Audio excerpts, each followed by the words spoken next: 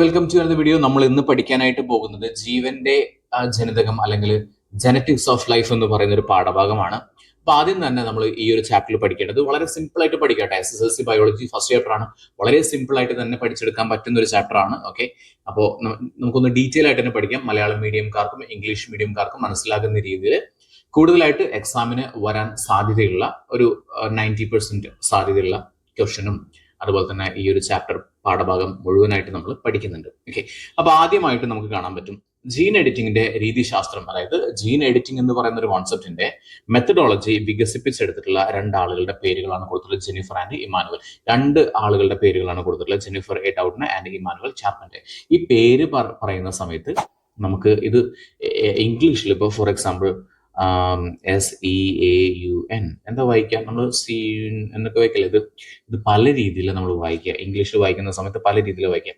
അതുകൊണ്ട് തന്നെ ഇപ്പൊ നിങ്ങൾ ഇത് പഠിക്കാനായിട്ട് Jennifer A Doudna, Emmanuel carpenter എന്ന് വേണമെങ്കിൽ പഠിച്ചു വെക്കാം. എഴുതുമ്പോൾ പക്ഷെ നമ്മൾ എന്ത് ചെയ്യണം, സ്പെല്ലിംഗ് പ്രോപ്പർ ആയിട്ട് എഴുതി പഠിക്കാം. ഓക്കെ, മനസ്സിലായല്ലോ. അപ്പൊ ഇതിന്റെ സ്പെല്ലിംഗ് ഒന്ന് മനസ്സിലാക്കി വെക്കുക. സ്പെല്ലിംഗ് അങ്ങനെ ചോദിക്കണമെന്നില്ല, ചിലപ്പോൾ ഇങ്ങനെ ചേരുമ്പടി ചേർക്കുന്ന തരത്തിലുള്ള ചോദ്യങ്ങൾ ചോദിക്കുന്നത്. അപ്പൊ ഇതിന്റെ ഇത് വരുന്ന സമയത്ത്, ഇത് വായിക്കുന്ന സമയത്ത് നമുക്ക് ഷാർപ്പ് ആൻഡ് ഷിയർ എന്നൊക്കെ വായിക്കാം. മനസ്സിലായോ? അപ്പോൾ ഈ ഒരു പേര് നോക്കി വെക്കുക, ഇതിന്റെ സ്പെല്ലിംഗ് പ്രോപ്പർ ആയിട്ടൊന്ന് നോക്കി വെക്കുക. ഓക്കെ, ഇത് കൂടുതലായിട്ട് വരുന്നത് ഇങ്ങനെ ചേരുമ്പടി ചേർക്കുക എന്നുള്ള തരത്തിലുള്ള ക്വസ്റ്റ്യൻസ് ആണ് വരുന്നത്. ഇതൊന്ന് മനസ്സിലാക്കി വെക്കുക. ആരായിരുന്നു ഇവരാണ് ജീൻ എഡിറ്റിംഗിന്റെ ഒരു മെത്തഡോളജി, ആ ഒരു മെത്തേഡ് വികസിപ്പിച്ചെടുത്തിട്ടുണ്ടായിരുന്നത്. ക്ലിയർ ആണല്ലോ? അപ്പൊ ഒന്നാമത്തെ ഒരു കാര്യം മനസ്സിലായി. സോ അതിൽ നിന്ന് ഒരു ക്വസ്റ്റ്യൻ പ്രതീക്ഷിക്കാം. എങ്ങനെ പ്രതീക്ഷിക്കാവുന്ന, ഇതിങ്ങനെ ചേരുമ്പടി ചേർക്കുന്ന തരത്തിലുള്ള ഒരു ചോദ്യം ഇതിൽ നിന്ന് പ്രതീക്ഷിക്കാവുന്നതാണ്. നെക്സ്റ്റ് നമ്മൾ പറയുന്നത് ജീൻ എഡിറ്റിംഗ് ആണ്. ജീൻ എഡിറ്റിംഗ് മനസ്സിലാക്കുന്നതിന് മുന്നേ നമ്മൾ DNA എന്താണെന്ന് മനസ്സിലാക്കി വെക്കാം. നമുക്കറിയാം സെല്ലുകളുണ്ട്, സെല്ലുകളുടെ ഉള്ളിൽ സൈറ്റോപ്ലാസം ഉണ്ട്, സൈറ്റോപ്ലാസത്തിന്റെ ഉള്ളിലായിട്ട് ന്യൂക്ലിയസ് ഉണ്ട്, ന്യൂക്ലിയസിന്റെ ഉള്ളിൽ എന്തുണ്ട്, ക്രോമസോംസ് ഉണ്ട്, ക്രോമസോമിന്റെ ഉള്ളിലായിട്ടാണ് DNA ഇരിക്കുന്നത്. DNA പൊസിഷൻ മനസ്സിലായോ? എവിടെയാണ് ഇരിക്കുന്നത്? സെല്ലുകളുണ്ട്, സെല്ലുകളുടെ ഉള്ളിലായിട്ട് നമുക്ക് സെല്ലുകളിൽ സൈറ്റോപ്ലാസം ഉണ്ട്, സൈറ്റോപ്ലാസത്തിനൊക്കെ ഉള്ളിലായിട്ട് സൈറ്റോപ്ലാസം കവർ ചെയ്തിട്ട് പിന്നെ അതിന്റെ ഉള്ളിലായിട്ട് വരുന്നുണ്ട് ന്യൂക്ലിയസ് വരുന്നുണ്ട്. ന്യൂക്ലിയസിന്റെ ഉള്ളിൽ ക്രോമസോമുകളുണ്ട്. ഈ ക്രോമസോമിന്റെ ഉള്ളിലായിട്ടാണ് നമ്മുടെ DNA കാണപ്പെടുന്നത്. ഡിയോക്സി റൈബോ ന്യൂക്ലിക് ആസിഡ് എന്നുള്ളതാണ് നമ്മുടെ DNAയുടെ ഫുൾ ഫോം എന്ന് പറയുന്നത്.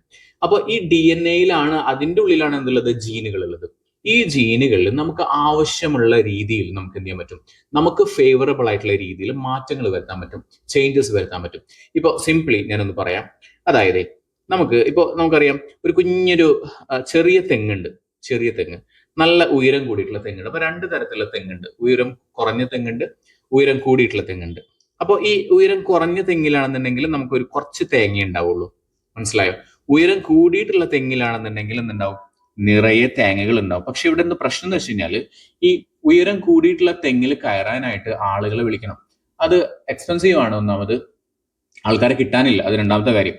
അപ്പോൾ നമുക്ക് ശരിക്കും കംഫർട്ടബിൾ ഏതാ, ശരിക്കും നല്ലത് എന്ന് പറയുന്നത് ഈ ഉയരം കുറഞ്ഞ തെങ്ങാണെങ്കിൽ നമുക്ക് ഈസി ആയിട്ട് പൊട്ടിച്ചെടുക്കാമല്ലോ, വലിയ വേറെ ആൾക്കാരെ വിളിക്കേണ്ട ആവശ്യമൊന്നുമില്ലല്ലോ. പക്ഷെ അതിന്റെ പ്രശ്നം എന്ന് പറയുന്നത് അതിൽ തേങ്ങകൾ വളരെ കുറവേ ഉള്ളൂ. അപ്പോൾ നമ്മളെ സയന്റിസ്റ്റുകൾ എന്ത് ചെയ്തു, പരീക്ഷണങ്ങൾ നടത്തി. ഈ ഒന്നാമത്തെ തെങ്ങിന്റെ ഉയരക്കുറവിന് കാരണമായിട്ടുള്ള അതിന്റെ ജീനും കാര്യങ്ങളൊക്കെ എടുത്തു. അതുപോലെ തന്നെ രണ്ടാമത്തെ തെങ്ങിന്റെ നിറയെ തേങ്ങ ഉണ്ടാവാനായിട്ടുള്ള കാരണമായിട്ടുള്ള ജീനുകൾ ഉണ്ടല്ലോ, അതും എടുത്തിട്ട്, അതായത് നമുക്ക് ആവശ്യമുള്ള ക്വാളിറ്റീസ് മാത്രം എടുത്തിട്ട് പുതിയൊരു തെങ്ങുണ്ടാക്കി. ഓക്കെ, പുതിയൊരു തെങ്ങുണ്ടാക്കി. അപ്പോൾ ഇതിന് ഹൈറ്റ് കുറവായിരിക്കും, ഇത്ര ഹൈറ്റ് ഉണ്ടാവില്ല, ഹൈറ്റ് വളരെ കുറവാണ്. പക്ഷെ എന്തുണ്ട്, അതിൽ നിറയെ നിറയെ നിറയെ നിറയെ തേങ്ങകൾ ഉണ്ടായിരിക്കും. ഒരു എക്സാമ്പിളാണ് ഗംഗാബോണ്ടം എന്ന് പറയുന്ന ഒരു തെങ്ങ്. നമ്മൾ കേട്ടിട്ടുണ്ടായിരിക്കും, കണ്ടിട്ടുണ്ടായിരിക്കും. വളരെ ചുരുങ്ങിയ കാലം കൊണ്ട് തന്നെ വളരുകയും നിറയെ കായ്കൾ ഉണ്ടാവുകയും, അതായത് നിറയെ തന്നെ തേങ്ങ ഉണ്ടാവുകയും ചെയ്യുന്ന ഒരു സംഭവമാണ് ഗംഗാബോണ്ടം എന്ന് പറയുന്നത്. മനസ്സിലായല്ലോ? അപ്പോൾ ഇത് ഇത്രയേ ഉള്ളൂ. ജനറ്റിക്കലി മോഡിഫിക്കേഷൻ സാധ്യമാണ്. ഓക്കെ, ജനറ്റിക്സിൽ എന്ത് ചെയ്യാൻ പറ്റും, ജീനുകളിൽ എന്ത് ചെയ്യാൻ പറ്റും, മാറ്റങ്ങൾ നമുക്ക് ആവശ്യമുള്ള ആയിട്ടുള്ള രീതിയിൽ നമുക്ക് മാറ്റങ്ങൾ കൊണ്ടുവരാൻ പറ്റും എന്നുള്ളതാണ് നമ്മൾ ഇതിൽ പറഞ്ഞതിന്റെ ഒരു ചുരുക്കം എന്ന് പറയുന്നത്. ഓക്കെ, വേറൊരു എക്സാമ്പിൾ നമുക്കറിയാം, സാധാരണ കോഴികൾ നിങ്ങൾ വീട്ടിലൊക്കെ കോഴികളെ വളർത്തുന്നുണ്ടായിരിക്കും. മേ ബി ഒരു മാസത്തിൽ ചിലപ്പോൾ ഒരു 10 മുട്ട ഇടുന്ന കോഴിയാണെന്ന് വിചാരിക്കാം. ഒരു 10 മുട്ട ഇടുന്നു, അത് കഴിഞ്ഞാൽ പിന്നെ കോഴി കുറച്ചു നേരം റെസ്റ്റ് എടുക്കും, കുറച്ച് ദിവസങ്ങളിൽ റെസ്റ്റ് എടുക്കും. അപ്പോൾ ഒരു കോഴി കർഷകനെ സംബന്ധിച്ചിടത്തോളം എന്താണ്, ഇതൊരു നഷ്ടമാണ്. കാരണം ഈ കോഴിക്ക് എന്ത് കൊടുക്കണം, ഭക്ഷണം കൊടുക്കണം അല്ലെ, ഭക്ഷണം എന്തായാലും കൊടുക്കണം. പക്ഷെ ആ ഒരു സമയങ്ങളിൽ ഈ പറയുന്ന കോഴി കുറച്ച് ദിവസം മുട്ടയിട്ടിട്ട് പിന്നെ ഒരു കുഞ്ഞൊരു ബ്രേക്ക് എടുക്കും. അപ്പൊ ആ ബ്രേക്ക് എടുക്കുന്ന സമയങ്ങളിലും കോഴിക്കുട്ടികൾക്ക് എന്ത് ചെയ്യണം, കോഴിക്കുട്ടികളല്ല, ഈ കോഴികൾക്ക് എന്ത് കൊടുക്കണം, ഭക്ഷണം കൊടുക്കണം. പക്ഷെ അതിനനുസരിച്ചിട്ടുള്ള എന്ത് കിട്ടുന്നില്ല, അവർക്ക് പ്രോഫിറ്റ് കിട്ടുന്നില്ല. അങ്ങനെ അഗെയിൻ സയന്റിസ്റ്റുകൾ ഇങ്ങനെ പരീക്ഷണങ്ങളൊക്കെ നടത്തി ജീനിൽ ചേഞ്ചസ് ഒക്കെ കൊണ്ടുവന്നു. അങ്ങനെ കൊണ്ടുവന്നിട്ടുള്ള ഒരു തരത്തിലുള്ള കോഴിയാണ് BV380 എന്ന് പറയുന്നത്. ഏകദേശം ഒരു വർഷത്തിൽ 365 ദിവസത്തിൽ ഏകദേശം 300 മുട്ടകൾ വരെ ഇടുന്ന കോഴികളാണ് BV380 എന്ന് പറയുന്നത്. എങ്ങനെയാണ് സാധ്യമായിട്ടുള്ളത്? ഇത് ജനിതകപരമായിട്ടുള്ള ചേഞ്ചസ് വരുത്തുന്നതിലൂടെയാണ്, അല്ലെങ്കിൽ ജീൻ എഡിറ്റിംഗിലൂടെയാണ്. എഡിറ്റ് ചെയ്യുന്ന വെച്ചാൽ കട്ട് ചെയ്യുക, പേസ്റ്റ് ചെയ്യുക എന്നുള്ളതാണല്ലോ.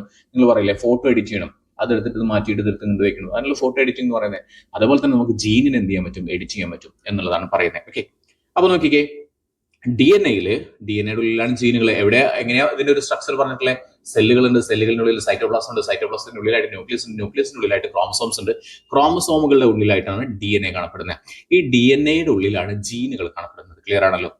അപ്പൊ ഈ ജീനുകളിൽ നമുക്ക് അഭിലഷണീയമായിട്ടുള്ള, അല്ലെങ്കിൽ നമ്മുടെ ആവശ്യത്തിനനുസരിച്ചിട്ടുള്ള ഫേവറബിൾ ആയിട്ടുള്ള മാറ്റങ്ങൾ കൊണ്ടുവരാനായിട്ട് നമുക്ക് സാധിക്കും. ഓക്കെ, എന്തിലൂടെ സാധിക്കും? ജീൻ എഡിറ്റിങ്ങിലൂടെ സാധിക്കും. അപ്പൊ ഇതിനായിട്ട് ഉപയോഗിക്കുന്ന ഒരു ടെക്നോളജി, ഒരു സാങ്കേതിക വിദ്യയാണ് CRISPR-Cas9 എന്ന് പറയുന്നത്. CRISPR-Cas9. ഓക്കെ, ഇത് കഴിഞ്ഞ എക്സാമിന് ഇതിന്റെ ഈ ഒരു ചിത്രം തന്നിട്ട് ഇതിൽ അടയാളപ്പെടുത്താനായിട്ട് വന്നിട്ടുണ്ടായിരുന്നു.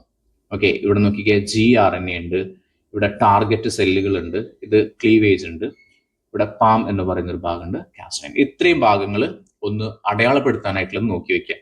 ഓക്കെ, മനസ്സിലായല്ലോ? അപ്പൊ ഈ പറയുന്ന CRISPR-Cas9 ടെക്നോളജി ആവിഷ്കരിച്ചതാണ്, നമ്മൾ നേരത്തെ പറഞ്ഞില്ലേ, രസതന്ത്രത്തിൽ കെമിസ്ട്രിയിൽ നോബൽ സമ്മാനം നേടിയിട്ടുള്ള രണ്ടുപേരെ കുറിച്ച് പറഞ്ഞില്ലേ, ഡൗഡ്ന ആൻഡ് ഇമാനുവൽ എന്ന് പറഞ്ഞിട്ട്. അപ്പോൾ അവരുടെ പേരുകൾ അവരെന്തിനു വേണ്ടിയിട്ടാണ്, എന്താണ് സംഭാവന ചെയ്തിട്ടുള്ളത്? അവര് ജീൻ എഡിറ്റിംഗിലാണ്. ജീൻ എഡിറ്റിംഗ് എന്ന് പറഞ്ഞാൽ എന്തുട്ടാ? നമ്മുടെ DNA-യിലുള്ള ജീനുകളിൽ നമുക്ക് ആവശ്യമുള്ള രീതിയിൽ നമുക്ക് എന്ത് ചെയ്യാൻ പറ്റും? ചേഞ്ചസ് വരുത്താൻ പറ്റും എന്നുള്ളതാണ് കേട്ടോ. ഈ ഒരു സാങ്കേതിക വിദ്യനെ പറയുന്ന പേരാണ് CRISPR-Cas9. ഇത് വികസിപ്പിച്ചെടുത്തിട്ടുള്ള ആളുകളുടെ പേരുകളാണ് നമ്മൾ ഏറ്റവും ആദ്യം പറഞ്ഞത്. ക്ലിയർ ആണല്ലോ? അപ്പൊ അതിൽ നിന്ന് വരുന്ന ചോദ്യം 1-2 മാർക്കിനുള്ള ചോദ്യങ്ങൾ, ഷുവർ ആയിട്ടുള്ള ചോദ്യങ്ങളാണ്. ഇത്രയും പഠിച്ചു വെച്ചാൽ ആ ഒരു മാർക്ക് നിങ്ങൾക്ക് കിട്ടും. ഇനി എന്താണ് ജീൻ എന്ന് പറയുന്നത് നോക്കാം. ക്രോമസോമിന്റെ ഉള്ളിലായിട്ട് എന്തുണ്ട് പറഞ്ഞു? DNA. എഗെയിൻ പറയാം, സെല്ലിന്റെ ഉള്ളിലായിട്ട് സൈറ്റോപ്ലാസം, സൈറ്റോപ്ലാസത്തിന്റെ ഉള്ളിലായിട്ട് ന്യൂക്ലിയസ് ഉണ്ട്, ന്യൂക്ലിയസിന്റെ ഉള്ളിലായിട്ട് ക്രോമസോമുകൾ ഉണ്ട്. അപ്പൊ നോക്കിക്കേ, ആ ക്രോമസോമുകളിലുള്ള DNA-യിലെ നിശ്ചിത ന്യൂക്ലിയോടൈഡുകളുടെ ശ്രേണിയാണ്. ശ്രേണി എന്ന് പറഞ്ഞാൽ സീരീസ് ആണ്. നമ്മൾ പഠിച്ചില്ലേ, അരിത്മെറ്റിക് സീരീസ് ഒക്കെ നമ്മൾ പഠിച്ചായിരുന്നില്ലേ, സമാന്തര ശ്രേണി എന്ന് പറഞ്ഞിട്ട്. അപ്പൊ ഈ ക്രോമസോമുകളിലുള്ള DNA-യിലുള്ള നിശ്ചിത ന്യൂക്ലിയോടൈഡുകളുടെ ശ്രേണി. എന്താണ് ന്യൂക്ലിയോടൈഡ് എന്നുള്ളതൊക്കെ നമുക്ക് പറയാം. Okay, yes. അപ്പോ ഇവിടെ ജീനിന്റെ നിർദ്ദേശം അനുസരിച്ചിട്ട് റൈബോസോമുകളിൽ നിർമ്മിക്കപ്പെടുന്ന പ്രോട്ടീനുകളാണ് മെറ്റബോളിക് പ്രവർത്തനങ്ങളെ നിയന്ത്രിക്കുന്നതും സ്വഭാവ സവിശേഷതകൾ രൂപപ്പെടുന്നതും. അപ്പൊ ഞാൻ കുറച്ച് കാര്യങ്ങൾ പറയാം. ഓക്കെ, കുറച്ച് കാര്യങ്ങൾ പറയാം. അതായത് ഇവിടെ ഉണ്ട്. ഓക്കെ, യെസ്, ഞാൻ പറയാം. ഓക്കെ, ഒന്ന് ശ്രദ്ധിച്ചോളൂ. ഈ പ്രോട്ടീൻ നിർമ്മാണം അതിൽ ഡീറ്റെയിൽ ആയിട്ട് പറയുന്നുണ്ട്. ജസ്റ്റ് ബ്രീഫ് ആയിട്ട് ആദ്യം ഞാനൊന്ന് പറഞ്ഞു എന്താണ് ഈ പ്രോട്ടീൻ നിർമ്മാണത്തിന്റെ ഒരു സംഭവം. ഓക്കെ, അപ്പൊ നമ്മളൊന്ന് ആലോചിച്ചേ, ഇതാണ് നമ്മുടെ ഒരു സെല്ല് എന്ന് വെച്ചോ. സെല്ല് കുറച്ചുകൂടി റൗണ്ട് ആയിട്ട് വരിക, എന്നാൽ കറക്റ്റ് റൗണ്ട് ഒന്നല്ല. ഇതാണ് നമ്മുടെ സെല്ല് എന്ന് വിചാരിക്കും, നമ്മുടെ ആനിമൽ സെല്ല് ഇതാണ്. ഓക്കെ, ഇതിനുള്ളിലായിട്ട് ന്യൂക്ലിയസ് ഉണ്ട്. ന്യൂക്ലിയസ് ക്ലിയർ ആണല്ലോ? ഈ ന്യൂക്ലിയസിന്റെ ഉള്ളിൽ ആരുണ്ടെന്ന് പറഞ്ഞു? ന്യൂക്ലിയസിന്റെ ഉള്ളിലായിട്ട് നമുക്ക് ക്രോമസോമുകളുണ്ട്. ക്രോമസോമിന്റെ ഉള്ളിലായിട്ട് നമുക്ക് എന്തുണ്ട്? DNA ഉണ്ട്. DNA-യുടെ ഉള്ളിലായിട്ട് നമുക്ക് ജീനുകളുണ്ട്. ക്ലിയർ ആണല്ലോ? അപ്പോൾ ഇവിടെ മനസ്സിലാക്കേണ്ടത് ഒന്നാമത്തെ കാര്യം, ഞാൻ പറയുന്ന ഇത് ഇങ്ങനെ ക്രമമായിട്ട് തന്നെ പഠിച്ചു വയ്ക്കേണ്ട. ഒന്നാമത്തെ കാര്യം എന്ന് പറയുന്നത്, ഇതിനുള്ളിൽ DNA ഉണ്ടല്ലോ. DNA-ക്ക് എന്ത് ചെയ്യാൻ പറ്റില്ല? DNA-ക്ക് സ്വന്തമായിട്ട് പ്രോട്ടീൻ നിർമ്മാണം സാധ്യമല്ല. ഒന്നാമത്തെ കാര്യം എന്താണ്? DNA alone cannot synthesize protein. DNA-ക്ക് മാത്രമായിട്ട്, DNA-ക്ക് ഒറ്റയ്ക്ക് എന്ത് ചെയ്യാൻ പറ്റില്ല? പ്രോട്ടീൻ നിർമ്മാണം നടത്താനായിട്ട് പറ്റില്ല. അപ്പൊ അതുകൊണ്ട് തന്നെ DNA-ക്ക് സ്വന്തമായിട്ട് നടത്താൻ പറ്റില്ല എന്ന് പറഞ്ഞു കഴിഞ്ഞാൽ ആരുടെ സഹായം തേടും? RNA-യുടെ സഹായം തേടും. ഓക്കെ, RNA എന്ന് പറയുന്ന ഒരു കോൺസെപ്റ്റ് ഉണ്ട്. അപ്പൊ ഒന്നാമത്തെ കാര്യം എന്ന് പറഞ്ഞാൽ DNA-ക്ക് എന്ത് ചെയ്യാൻ പറ്റില്ല? DNA എന്ത് ചെയ്യാൻ പറ്റില്ല? DNA can't synthesize their own protein. അതിൻ്റെതായിട്ടുള്ള പ്രോട്ടീൻ ഉണ്ടാക്കാനായിട്ട് DNA-ക്ക് സാധ്യമല്ല. അതുകൊണ്ട് തന്നെ ആരുടെ സഹായം തേടും? RNA-യുടെ സഹായം തേടും. അങ്ങനെ DNA-യിൽ നിന്ന് കിട്ടുന്ന സന്ദേശങ്ങൾക്ക് അനുസൃതമായിട്ട് DNA-യിൽ നിന്ന് കുറച്ച് മെസ്സേജ് എടുക്കും. എടാ, ഇതിന്റെ പ്രോട്ടീൻ ഇങ്ങനെയാണ് ഉണ്ടാക്കേണ്ടതെന്ന് പറഞ്ഞിട്ടുള്ള മെസ്സേജസ് കൊടുക്കും. അപ്പോൾ ഈ DNA-യിൽ നിന്നുള്ള മെസ്സേജസ് കിട്ടിയിട്ടുള്ള RNA-നെ പറയുന്ന പേരാണ് നമ്മൾ mRNA എന്ന് പറയുന്നത്. mRNA മനസ്സിലായില്ല? mRNA. അപ്പൊ mRNA എന്താണ്? ഒന്നാമത് കാര്യം പറഞ്ഞു, DNA-ക്ക് സ്വന്തമായിട്ട് പ്രോട്ടീൻ ഉണ്ടാക്കാൻ പറ്റുമോ? ഇല്ല. DNA alone, DNA-ക്ക് മാത്രമായിട്ട് cannot synthesize പ്രോട്ടീൻ നിർമ്മാണം നടക്കില്ല. ആരുടെ സഹായം തേടും? RNA-യുടെ സഹായം തേടും. അപ്പൊ RNA എന്ത് ചെയ്യും? DNA എന്നുള്ള മെസ്സേജസ് എടുക്കും. അങ്ങനെ DNA നിന്നുള്ള മെസ്സേജസുമായിട്ട് വരുന്ന RNA പറയുന്ന പേരാണ് mRNA. മനസ്സിലായല്ലോ? അങ്ങനെ mRNA ഇതാ പുറത്തേക്ക് വന്നു. mRNA പുറത്തേക്ക് വന്നു കേട്ടോ. mRNA പുറത്തേക്ക് വന്നു. ക്ലിയർ അല്ലേ? എഴുതും ഇങ്ങനെ എഴുതിക്കോട്ടെ. mRNA പുറത്തേക്ക് വന്നു. ക്ലിയർ ആണല്ലോ? അങ്ങനെ പുറത്തേക്ക് വന്നു. ഇതെന്താന്ന് പറഞ്ഞത്? ഇത് ന്യൂക്ലിയസ് ആണ് കേട്ടോ. ഈ കിടക്കുന്നത് ന്യൂക്ലിയസ് ആണേ. ഈ ഭാഗം എന്തപ്പോ? ഈ ഭാഗത്തിന് നമ്മൾ പറയുന്നതാണ് സൈറ്റോപ്ലാസം എന്ന് പറയുന്നത്. അപ്പോൾ mRNA എന്ത് ചെയ്ത് പുറത്തേക്ക് വന്നു? പുറത്തേക്ക് വന്നു വെച്ച് കഴിഞ്ഞാൽ എവിടേക്ക് വന്നു? നമ്മൾ സൈറ്റോപ്ലാസത്തിലോട്ട് വന്നു. ഓക്കെ. അപ്പോൾ നമ്മൾ ചില ടേംസ് ഒന്ന് മനസ്സിലാക്കി വെക്കണം. പ്രോട്ടീൻ നിർമ്മിക്കണമെങ്കിൽ അതിന്റെ പ്രോട്ടീന്റെ ബിൽഡിംഗ് ബ്ലോക്സ് എന്ന് പറയുന്നതാണ് അമിനോ ആസിഡ്സ് എന്ന് പറയുന്നത്. അമിനോ ആസിഡുകളാണ് പ്രോട്ടീന്റെ ബിൽഡിംഗ് ബ്ലോക്സ്. അത് മനസ്സിലായി. ഈ പ്രോട്ടീൻ നിർമ്മാണം നടക്കുന്നത്, പ്രോട്ടീൻ സിന്തസിസ് നടക്കുന്ന നമ്മുടെ ശരീരത്തിന്റെ സെല്ലിന്റെ ഉള്ളിലത്തെ സ്ഥലത്തിനെ പറയുന്നതാണ് റൈബോസോം എന്ന് പറയുന്നത്. റൈബോസോമിന്റെ ഉള്ളിലാണ് നമ്മൾ എന്ത് നടക്കുന്നത്?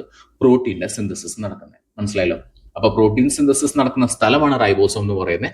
പ്രോട്ടീൻ സിന്തസിസിന് ആവശ്യമായിട്ടുള്ള അതിന്റെ ബിൽഡിംഗ് ബ്ലോക്ക് എന്ന് പറയുന്നത് അമിനോ ആസിഡുകളാണ്. മനസ്സിലായല്ലോ? അപ്പൊ ഒന്നാമത്തെ കാര്യം എന്താ പറഞ്ഞു? DNA alone cannot synthesize protein.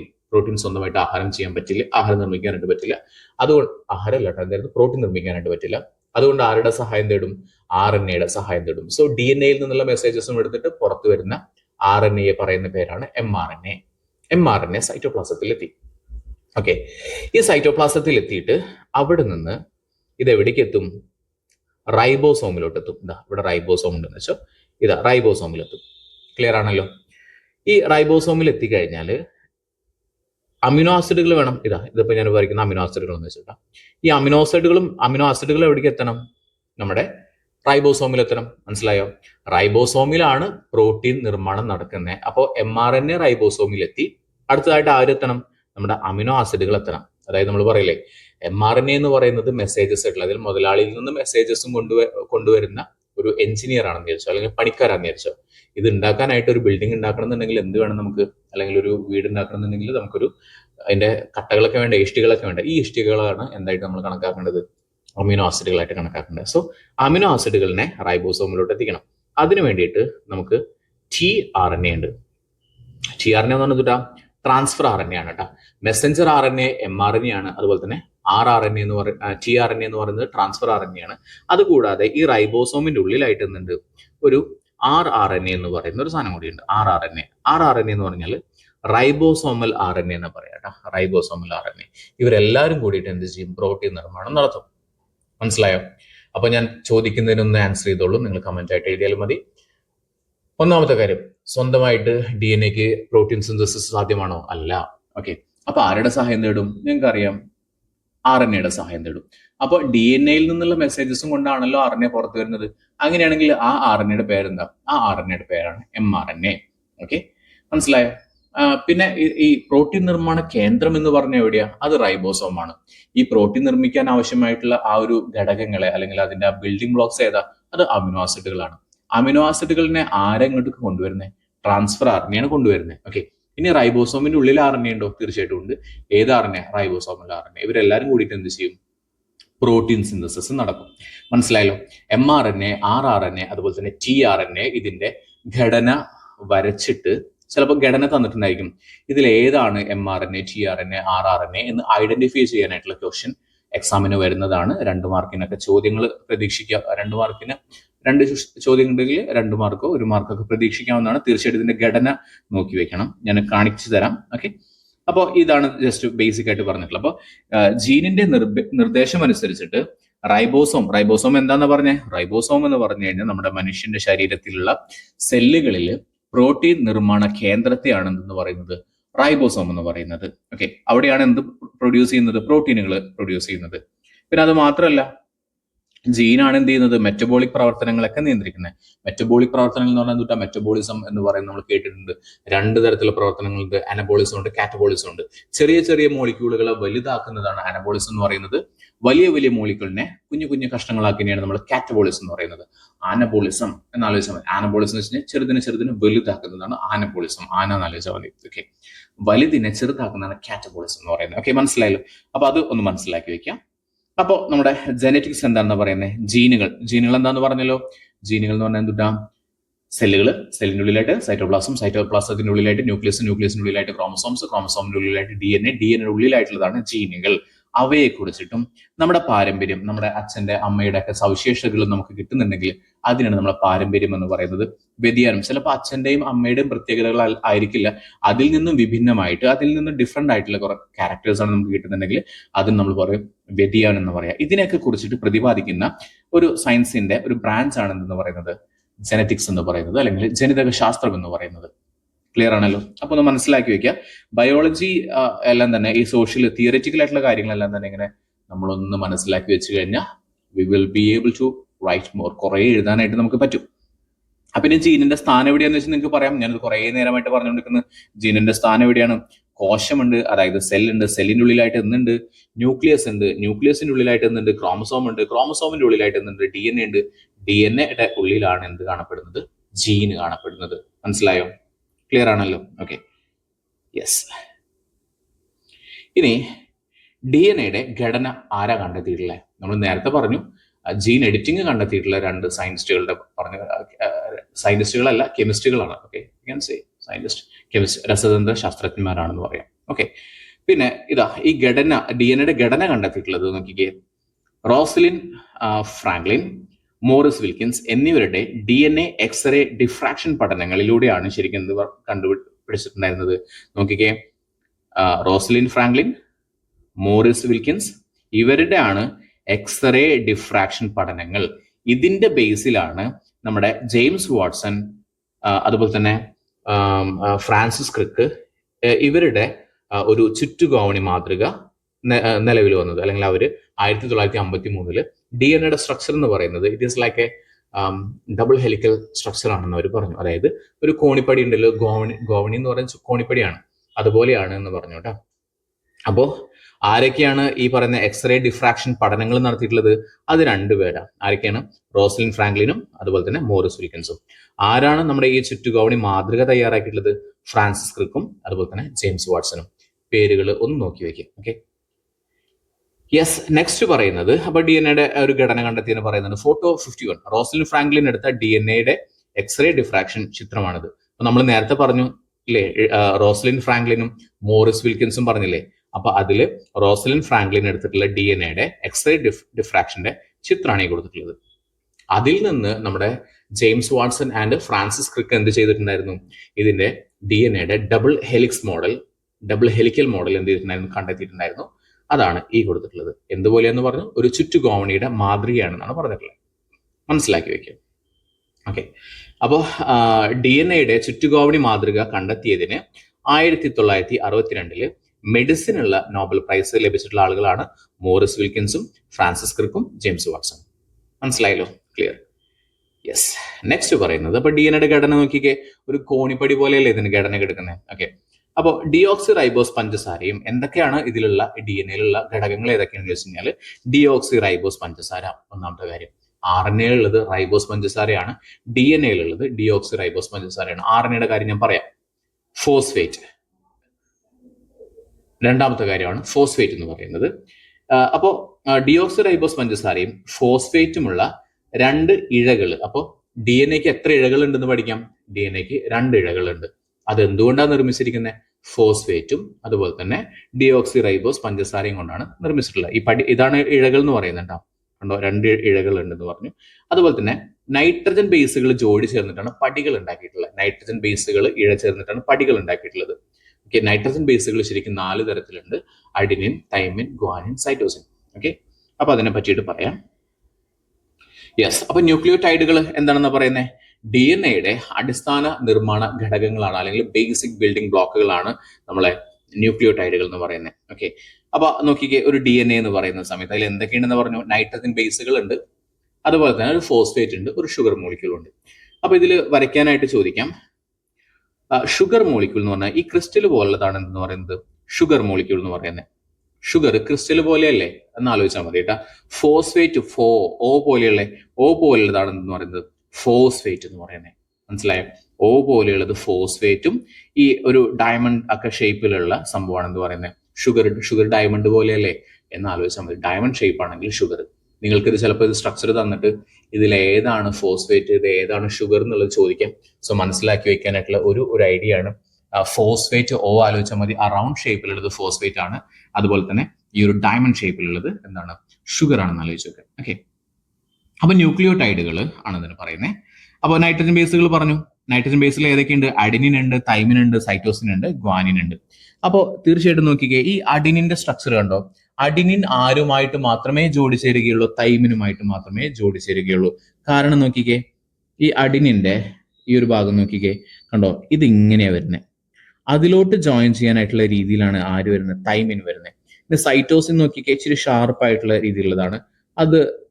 അതിൽ ജോയിൻ ചെയ്യുന്ന ആരാണ്? ഗ്വാനിനാണ്. അപ്പൊ ഇവിടെ മനസ്സിലാക്കേണ്ടത് അഡിനിൻ തൈമിനുമായി മാത്രമേ ജോഡി ചേരുകയുള്ളൂ. അതുപോലെ തന്നെ സൈറ്റോസിൻ ആയിട്ട് മാത്രമേ എന്ത് ചേരുകയുള്ളൂ? ജോഡി ചേരുകയുള്ളൂ. അപ്പൊ ന്യൂക്ലിയോടൈഡുകൾ എന്ന് പറഞ്ഞാൽ എന്തൊക്കെ കാര്യങ്ങൾ അതിലുണ്ട്? ഓക്കെ, ന്യൂക്ലിയോടൈഡുകൾ എന്ന് പറഞ്ഞു കഴിഞ്ഞാൽ എന്തൊക്കെയാണ് നമുക്ക് പറഞ്ഞു. ഓ പറഞ്ഞാൽ എന്താണ്? ഓ എന്ന് പറയുന്നത് ഏത് ഷേപ്പിലാണ്? ഓ എന്നല്ല, ഫോസ്ഫേറ്റ് എന്ന് പറയുന്നത് റൗണ്ട് ഷേപ്പിലാണ്. സോ ഇത് ഫോസ്ഫേറ്റ് ആണ്. ഈ എസ് എന്നുള്ളത് എന്താണ്? ഷുഗർ മോളിക്യൂൾ ആണ്. പിന്നെ ഈ എൻ ബി എന്ന് പറഞ്ഞിട്ടുള്ള എൻ ബി എന്ന് പറയുന്നത് നൈട്രജൻ ബേസാണ്. ഇത് ഏതൊക്കെയാവാം? അഡിനിൻ ആവാം, തൈമിൻ ആവാം, ഗ്വാനിൻ ആവാം, സൈറ്റോസിൻ ആവാം. അങ്ങനെയാണെങ്കിൽ എത്ര തരത്തിലുള്ള ന്യൂക്ലിയോടൈഡുകൾ ഉണ്ട്? നമുക്ക് പറയാം 4 തരത്തിലുള്ള ന്യൂക്ലിയോടൈഡുകൾ ഉണ്ട്. ഏതൊക്കെയാ? ഒരു ഷുഗർ, ഒരു ഫോസ്ഫേറ്റ്. തീർച്ചയായിട്ടും എല്ലാത്തിലും ഉണ്ട്. ഒരു ഷുഗർ, ഒരു ഫോസ്ഫേറ്റ്, അഡിനിൻ. പിന്നെയോ ഒരു ഷുഗർ, ഒരു ഫോസ്ഫേറ്റ്, തൈമിൻ. പിന്നെയോ ഒരു ഷുഗർ, ഫോസ്ഫേറ്റ്, ഗ്വാനിൻ. ഒരു ഷുഗർ, ഫോസ്ഫേറ്റ്, സൈറ്റോസിൻ. ഇങ്ങനെ 4 തരത്തിലുള്ള ന്യൂക്ലിയോടൈഡുകൾ ഉണ്ട്. അപ്പൊ എന്തൊക്കെ പറഞ്ഞു? ന്യൂക്ലിയോടൈഡുകൾ എന്ന് പറയുന്നത് ഡി എൻ എ ഉണ്ടാക്കിയിട്ടുള്ള അതിന്റെ അടിസ്ഥാന നിർമ്മാണ ഘടകങ്ങളാണ് നമ്മുടെ ന്യൂക്ലിയോടൈഡുകൾ എന്ന് പറയുന്നത്. ഓക്കെ, ഫോസ്ഫേറ്റും ഷുഗർ മോളിക്യൂളുമാണ്. ഷുഗർ എങ്ങനെയാ മനസ്സിലാക്കുക? ഷുഗർ എന്നുള്ളത് ഡയമണ്ട് ഷേപ്പിലുള്ളതായിരിക്കും. ഫോസ്ഫേറ്റിനാണ് ഓ ഷേപ്പിലുള്ള ഒരു റൗണ്ട് ഷേപ്പിലാണ് ഫോസ്ഫേറ്റ് എന്ന് പറയുന്നത്. ന്യൂക്ലിയോടൈഡുകൾ എന്ന് പറഞ്ഞു കഴിഞ്ഞാൽ അതിൽ നൈട്രജൻ ബേസുകൾ ഉണ്ടെന്ന് പറഞ്ഞല്ലോ. നൈട്രജൻ ബേസുകൾ എത്ര തരത്തിലുണ്ട്? 4 തരത്തിലുണ്ട്. ഏതൊക്കെയാണ്? Adenine, guanine, cytosine, thymine. Adenine, thymine, guanine, cytosine.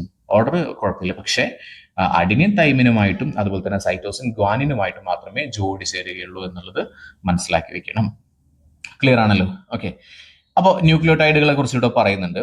Deoxy ribose പഞ്ചസാരയും, തീർച്ചയായിട്ടും ഒരു ഡിയോക്സി റൈബോസ് പഞ്ചസാരയുണ്ട്, ഫോസ്ഫേറ്റ് ഉണ്ട്, അങ്ങനെയുള്ള 2 ഇഴകളും. അതുപോലെ തന്നെ നൈട്രജൻ ബേസുകൾ എത്ര ഉണ്ട്? 4 തരത്തിലുണ്ട്. അപ്പൊ ഇതൊക്കെ ചേർന്നിട്ടുള്ള സംഭവമാണെന്ന് പറയുന്നത് ഡി എൻ എ എന്ന് പറയുന്നത് കേട്ടോ. അപ്പൊ നോക്കിക്കേ, ഇതാണ് ഫോസ്ഫേറ്റ് തന്മാത്ര, ഇതാണ് നമ്മുടെ ഷുഗർ മോളിക്യൂൾ. ഏത് തരത്തിലുള്ള ഷുഗർ ആണെന്ന് പറഞ്ഞ ഡിയോക്സി റൈബോസ് ഷുഗർ ആണ്.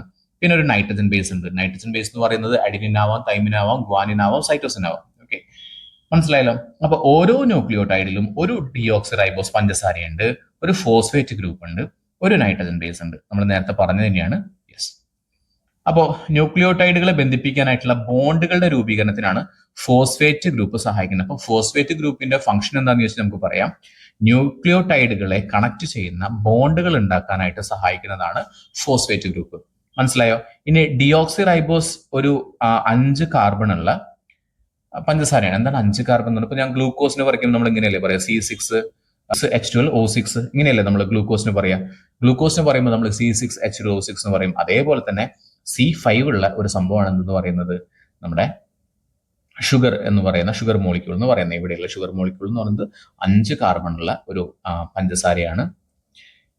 നൈട്രജൻ അടങ്ങിയിട്ടുള്ള ആൽക്കലി സ്വഭാവമുള്ളതാണ് നമ്മുടെ നൈട്രജൻ ബേസുകൾ. ബേസ് എന്ന് പറഞ്ഞാൽ തന്നെ മനസ്സിലാക്കുക അതൊരു ആൽക്കലി സ്വഭാവമുള്ള ഒരു സംഭവമാണെന്നുള്ളത് നമ്മൾ പഠിച്ചിട്ടുണ്ടെങ്കിൽ. pH വാല്യൂ 7നേക്കാൾ കൂടുതലാണെങ്കിൽ ബേസ് ആണ്, 7നേക്കാൾ താഴെതാണെങ്കിൽ അസിഡിക് ആണെന്നൊക്കെ നമ്മൾ പഠിച്ചിട്ടുള്ളതാണ്. ജസ്റ്റ് ഒന്ന് മനസ്സിലാക്കി വെക്കുക.